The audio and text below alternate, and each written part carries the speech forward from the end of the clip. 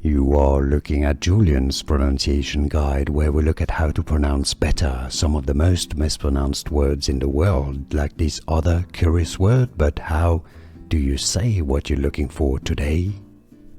Let's learn how to pronounce these interesting words in English. If you want to learn more names from the Bible, biblical names and religious vocabulary, make sure to stay tuned to the channel. We've got tons to learn here. Catechism. Let's break it down. Catechism. The stress is on the first syllable, so the K syllable. Catechism. Both British and American English pronunciations are similar in this case, so it's easy once you know catechism, how to pronounce catechism, catechism pronunciation, and now you know.